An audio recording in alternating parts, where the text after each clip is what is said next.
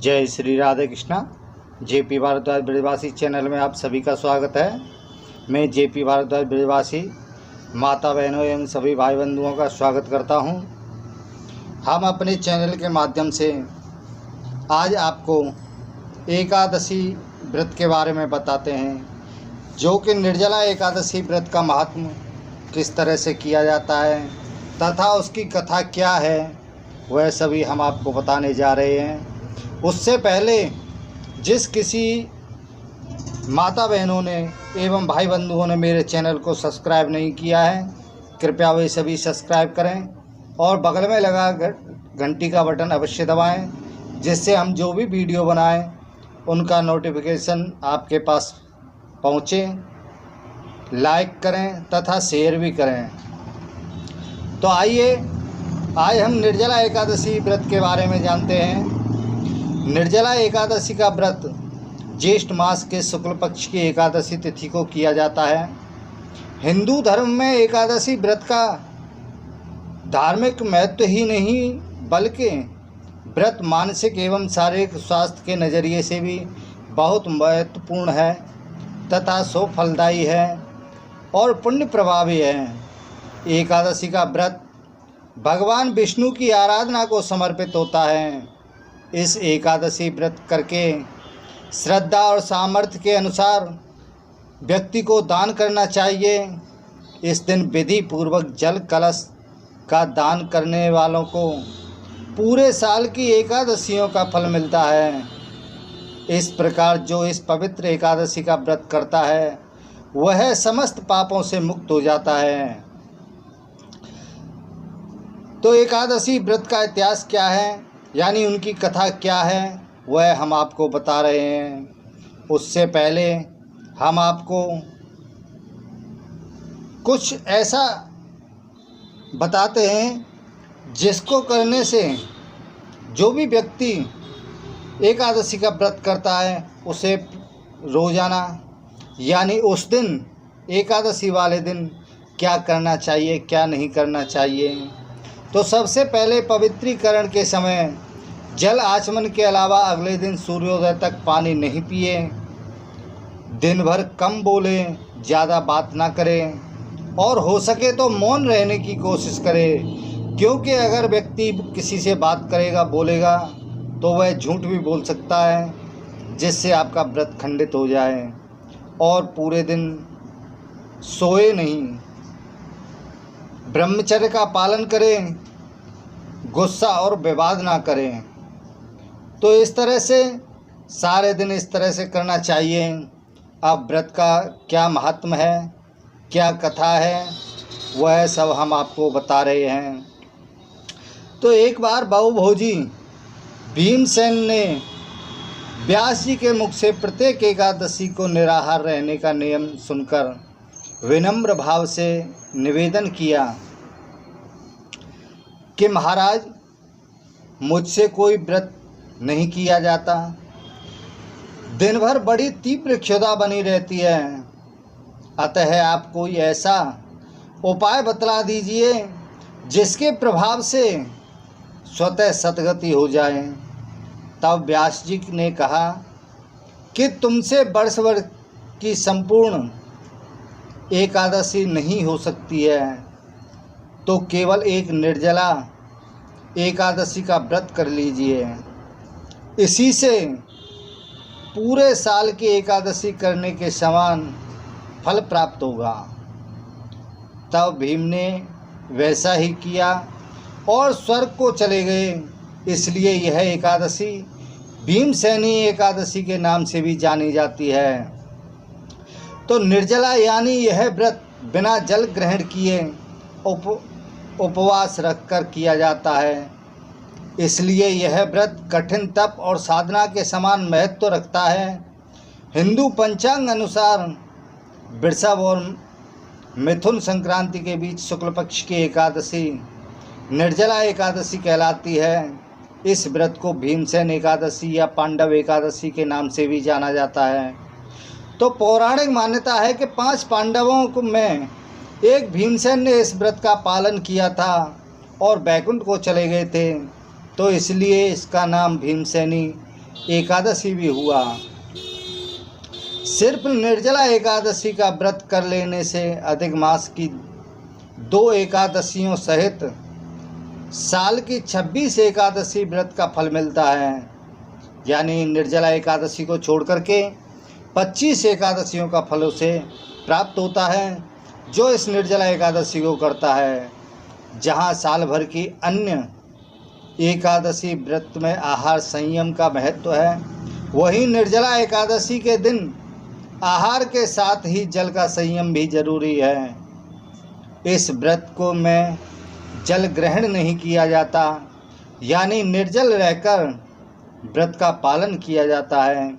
यह व्रत मन को संयम सिखाता है और शरीर को नई ऊर्जा देता है। यह व्रत पुरुष और महिलाएं दोनों द्वारा किया जा सकता है। व्रत की कथा आगे कहता हूँ। जब वेद व्यास ने पांडवों को चारों पुरुषार्थ धर्म, अर्थ, काम और मोक्ष देने वाली एकादशी व्रत का संकल्प कराया था, तब युधिष्ठिर ने कहा कि हे जनार्दन, ज्येष्ठ मास के शुक्ल पक्ष में जो एकादशी पड़ती हो, कृपया उसका वर्णन कीजिए। भगवान श्री कृष्ण ने कहा कि हे राजन, उसका वर्णन परम धर्मात्मा व्यास जी करेंगे, क्योंकि ये संपूर्ण शास्त्रों के तत्वज्ञ और वेद वेदांगों के पारंगत विद्वान हैं। तब वेद व्यास जी कहने लगे, कृष्ण और शुक्ल पक्ष की एकादशी में अन्न खाना वर्जित है। द्वादशी को स्नान करके पवित्र होकर फूलों से भगवान केशव की पूजा कीजिए।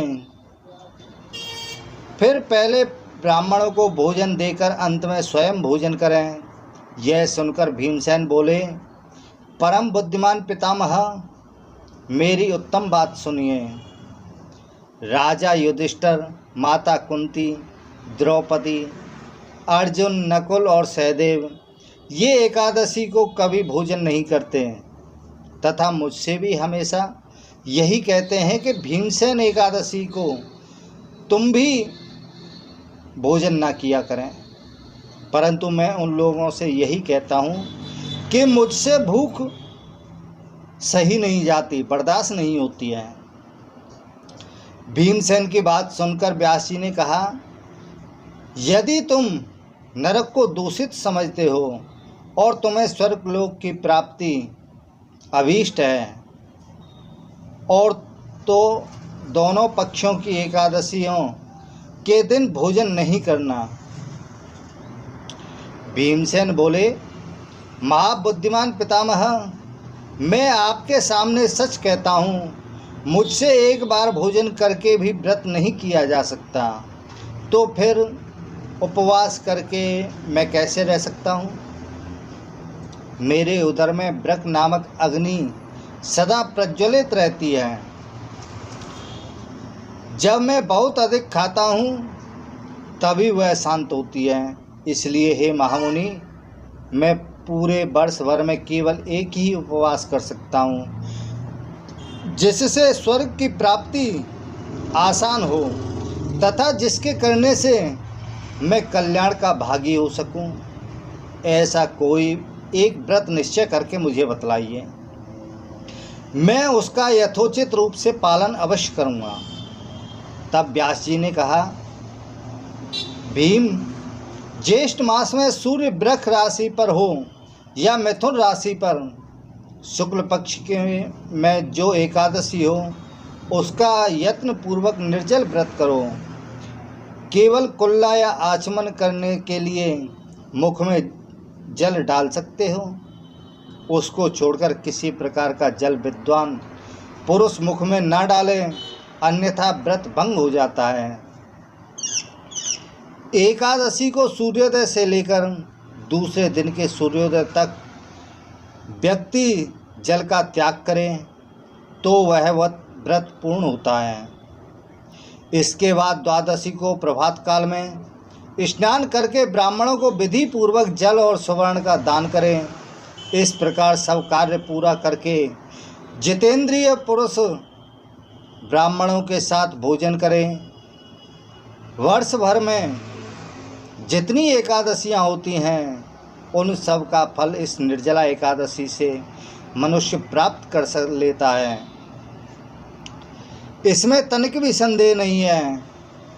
शंख चक्र और गदा धारण करने वाले भगवान केशव ने मुझसे कहा था कि यदि मानव सबको छोड़कर एकमात्र मेरी शरण में आ जाए और एकादशी को निराहार रहे तो वह सब पापों से छूट जाता है। तो हे कुंती नंदन, निर्जला एकादशी के दिन श्रद्धालु स्त्री पुरुषों के लिए जो विशेष दान और कर्तव्य विहित है उन्हें सुनो।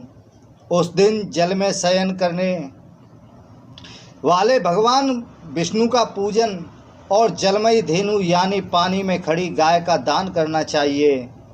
सामान्य गाय या घी से बनी गाय का दान भी किया जा सकता है। इस दिन दक्षिणा और कई तरह की मिठाइयों से ब्राह्मणों को संतुष्ट करना चाहिए। उनके संतुष्ट होने पर श्री हरि मोक्ष प्रदान करते हैं। जिन्होंने श्री हरि की पूजा और रात्रि में जागरण करते हुए इस निर्जला एकादशी का व्रत किया है, उन्होंने अपने साथ ही बीती हुई 100 पीढ़ियों को और आने वाली 100 पीढ़ियों को भगवान वासुदेव के परम धाम में पहुंचा दिया है। तो निर्जला एकादशी के दिन अन्न, वस्त्र, गौ, जल, शैया, सुंदर आसन, कमंडल तथा छाता दान करने चाहिए। जो श्रेष्ठ तथा सुपात्र ब्राह्मण को जूता दान करता है वह सोने के विमान पर बैठकर स्वर्गलोक में जाता है।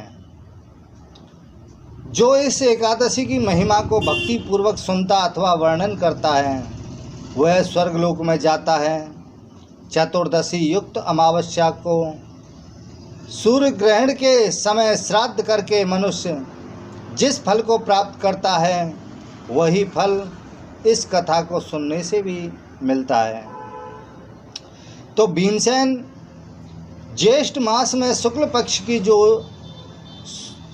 शुभ एकादशी होती है उसका निर्जल व्रत करना चाहिए। उस दिन श्रेष्ठ ब्राह्मणों को शक्कर के साथ जल के घड़े का दान करने चाहिए। ऐसा करने से मनुष्य भगवान विष्णु के समीप पहुंचकर आनंद का अनुभव करता है। इसके बाद द्वादशी को ब्राह्मण भोजन कराने के बाद स्वयं भोजन करें। जो इस प्रकार पूर्ण रूप से पाप नाशनी एकादशी का व्रत करता है वह सब पापों से मुक्त हो आनंदमय जीवन व्यतीत करता है तथा अंत में वह वैकुंठ धाम को पहुंच जाता है। इसी के साथ ही एकादशी व्रत कथा संपूर्ण। बोलो विष्णु भगवान की जय। बोलो एकादशी महारानी की जय।